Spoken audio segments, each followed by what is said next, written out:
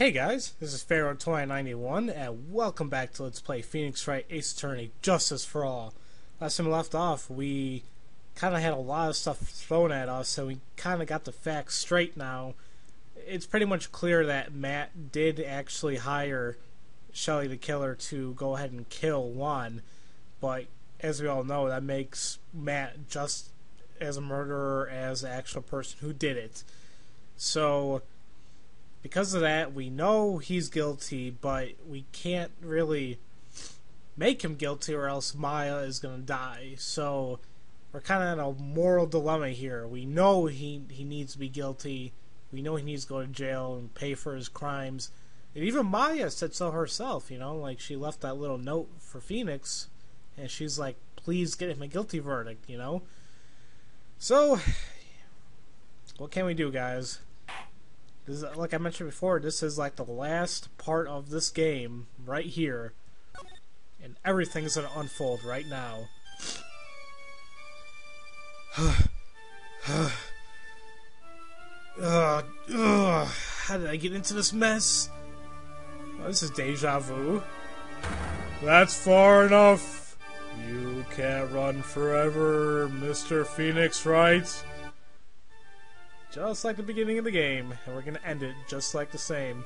What have I done wrong? I cannot allow you to go on like this. What? But I'm just a simple defense attorney. Silence! You are no longer worthy your title. May God have mercy. Damn it, what the hell did I say before? Oh, well, I ruined it. I think I said may God have mercy on your soul, the very first part, right before he banged that gavel. I've had this dream before, someplace, some time ago, as if this day was written into my destiny. Today, I'll stand in court as a lawyer to prove a killer innocent. That's definitely something you never want to do for, if you are a lawyer. I mean, you know he's guilty. I mean, ugh. Well, you never know. I'm not sure how politics works or law works today. I mean, kinda, but I would like to think sometimes it's... Yeah, never mind. I'm not going to get into that rant. Yeah, good old Phoenix's phone. Oh, man, I hope I'm not getting sick. Hello, this is Phoenix Wright. You don't look so well, dude. You're going to prove me not guilty today, right? Ugh, God, I hate seeing his face now. I just hate seeing him. If you please, Mr. Lawyer, remember, it's not just me. Your precious friend's life is riding on today's verdict, too. Ugh. Now listen up. You better get on guard guilty sentence, okay? If you get that creepy slime bag and not guilty, I'll never forgive you. Ever! Maya. Phoenix. Phoenix! Mia! Maya! How's Maya? I don't know. You don't know? She hasn't tried to channel me since yesterday. Mia, what am I supposed to do? Well, like I said, for a lawyer, the worst of times are when you have to force her biggest smiles. But you can't give up. There's still some hope left. Stop it, please. There's nothing left. Not here. Not anywhere. What the hell? Ugh, it's that cursed on guard again. Will you leave me alone? Look, don't call me anymore. I mean it. You're really mean, pal. Oh, Gumshoe. Oh, I'm really, really sorry. Where are you? They let me join the investigation team and we're chasing after the killer, pal. Then you have some type of lead? Sorry, but right now we got 0 leads on the guy. But we're not gonna give up. Gumshoe. Until the trial is over, until the verdict is handed down, we're gonna do everything we can to find the killer. If we can get Maya out, then you can get on guard the guilty verdict he deserves, pal. That's true. I could do that if they found Maya first. You got that? So you have to do whatever you can to make the trial last longer. I have to make the trial last longer? If you go on Mr. Edgeworth with everything you've got, then you two can draw it out. Oh, now I get it. I believe in you, pal. You and Mr. Edgeworth can do it. So, believe in us. We're gonna give it all we've got, just like you. Got it. Thanks, Gumshoe. Hey, Phoenix. You understand now, don't you? You have something money will never be able to buy. Friendship. It's the strongest weapon in the world, and you have it in abundance. Yeah! Looks like we're coming to the end. I have to make the trial last as long as I can. Gumshoe will come through. I know it. And I hope he does too. You never know how this damn court's gonna turn out. Oh man. Court is now in session for the trial of Matt on guard. Defense is ready, Your Honor. Prosecution has been ready for a while, Your Honor. Of course, your snotty remark. Now, as I recall, we concluded yesterday's session with a big mystery on our hands. The mystery being what exactly was Miss Adrienne Andrews' role in this murder. That is to say, is she really connected to the crime itself? Mr. Edgeworth, if you would please inform the court of today's proceedings. Adrienne Andrews.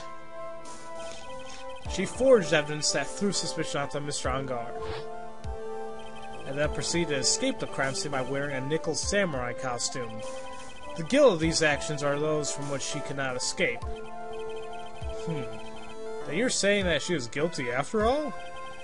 I'm not finished, Your Honor. Miss Andrews has nothing to do with committing the actual murder. And, hold on a minute. I thought my phone went off, never mind. Miss Andrews has nothing to do with committing the actual murder. I would like to direct the court's attention to this card. What is that? It looks like a shell. This is a calling card for a certain assassin. Assassin, you say? Yes, Juan was killed by a professional assassin. And the person who hired the assassin, his client, so to speak, is man on guard. What a surprising turn of events! I know we should be objecting right now, but hey, it's true.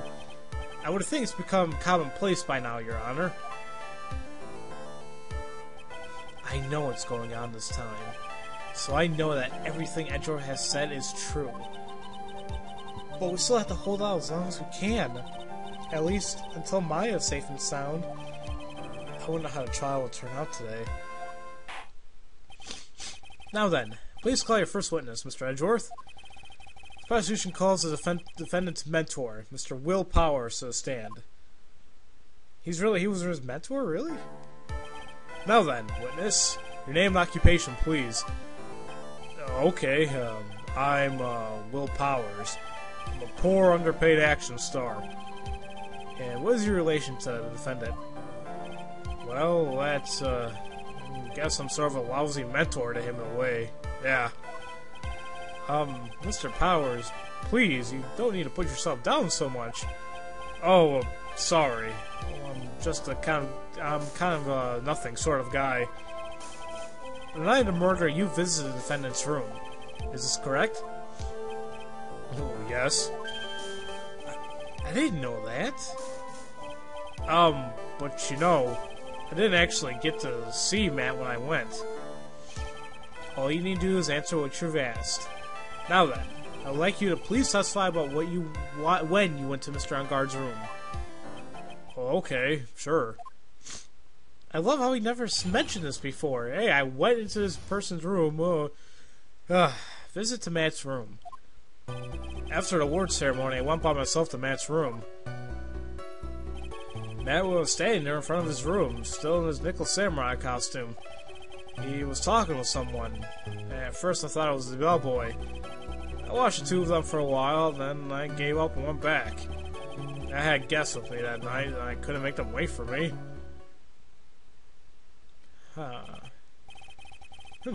Nothing sounds out of place in Mr. Powers' testimony. Talking to bellboy is no big deal. If one assumes that the person Mr. Ongar was speaking was an ordinary bellboy, what are you implying? Well, Mr. Wright, let's have your cross-examination, shall we? Looks like we're in another sticky situation. Huh? A trap. Can't you smell it, Phoenix? But for us to find out more, we're just gonna have to charge in head first, right? I guess so, and I guess Edgeworth really did give us a little, he gave us a kind of hint there, and it was pretty much, let's see, he was talking with someone. At first I thought it was the bellboy. The thing is, he says, I thought, at first, what is that, what do you mean by that? At first? What do you mean by that? Exactly what I meant, what I said. Well, he was in a bellboyish uniform and he had a bottle of juice on a tray. Sounds like an ordinary bellboy to me. Yeah, but I didn't think he was a normal bellboy. And why was that? Why do I think that, Mr. Wright? How am I supposed to know? Sorry, I can't remember right now. Sorry. I guess I'm gonna have to wait patiently on this one. Crap. Well, what can I do? Let's just go ahead and keep pressing. You saw two of them, the bellboy and the defendant, together, correct? Well, yeah, the bellboy just waited to say congrats. Wanted to say congrats. Now, while you were watching the two of them, did you notice anything strange? You know, I did feel something weird. I think it was because Matt, well, he gave the bellboy a tip. A tip? But that's a perfectly normal thing to do. So, how long did you watch the two of them? Oh, not more than a minute or two, I think. And let's see. You know what? Let's go back to the statement where he said, yeah, at first he thought it was a bellboy. Maybe it's gonna jog his memory again. Yep, and I think something's gonna happen here because I can't skip through this, so he's gonna say something new. But until then, I'm gonna take a sip of water. There you go. That's something new. Hey, wait a second. Actually, Mr. Powers, only a few minutes ago you stated. I did feel something weird. Okay. And something about the tip. Could it be that you felt something strange about the tip-giving incident itself? Oh, yeah, that's it. Oh, you really know your job. Mr. Edgeworth? Yes, Your Honor? This bellboy, he wasn't an ordinary one, was he? Perhaps we should let the witness tell us. Oh, very well. Mr. Powers, please amend your testimony. You mean about the bellboy, right? Oh, Matt gave the bellboy a tip. Let's press on that. So he gave the bellboy a tip. What's so strange about that? Oh, well, you see, Matt's not a poor penny pincher like me. I was trying to figure out how much it was because the tip really shocked me. How much it was? But that's when something even more surprising happened. The bellboy was putting the tip he got in his pocket, and that's when I got my first good look at the guy's face. I was really shocked. I'm afraid I don't follow at all. Sounds like Mr. Powers is surprised twice by this event.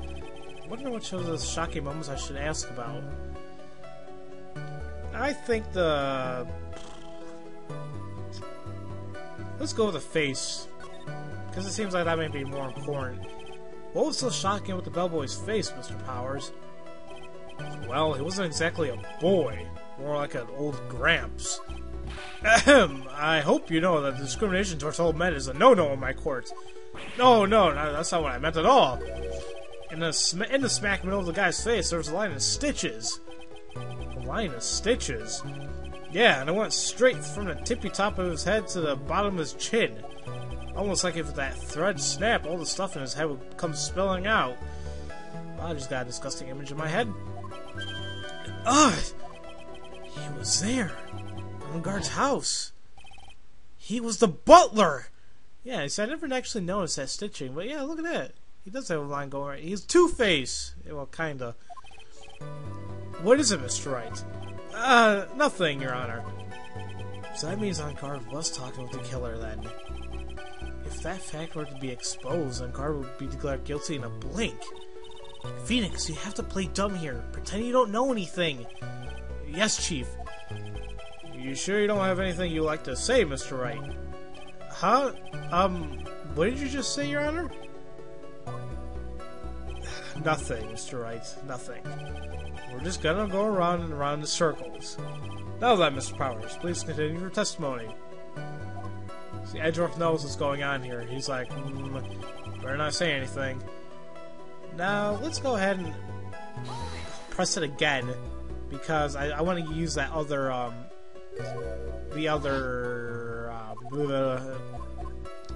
option right here, his tip. Because they both seem a little important, but let's see what's up. The defendant is a huge star. He can afford to give generous tips, wouldn't you agree? Sure.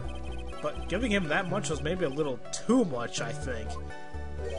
A little too much. Would you please clarify for the court about how much you would say the defendant gave to the bellboy? Honestly, I don't know. I can't even begin to guess. And why is that? Because he gave the bellboy a really, really fat roll of cash.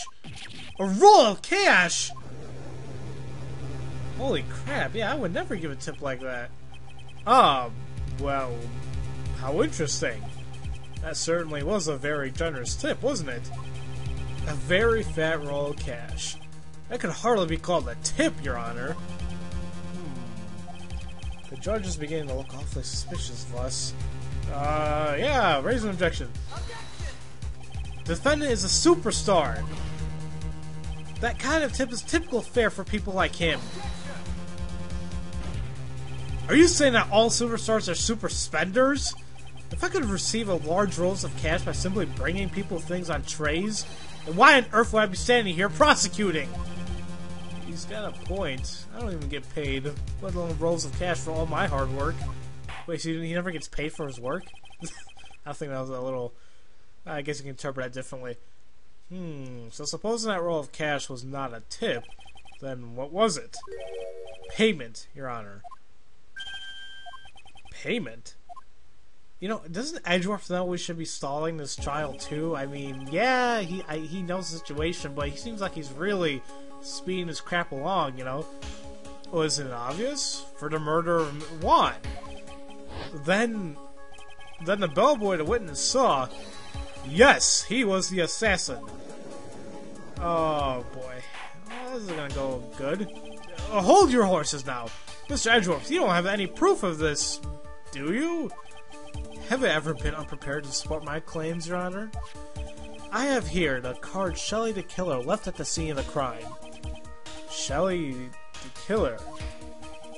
He is a person in the police's special investigations team has been chasing for ages. I am certain that the person the witness saw was the very assassin, Shelly the killer.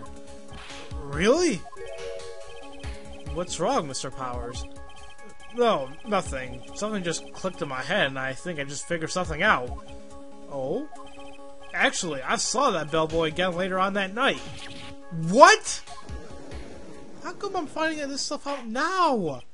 Mr. Powers, please testify. Tell us what you saw. Yes, sir. Right away. Well, guys, in any case, we're going to listen to this new testimony next time. So, as usual, thank you all for watching, and I'll see you guys next time for Let's Play Phoenix Wright Ace Attorney Justice for All. See you guys later.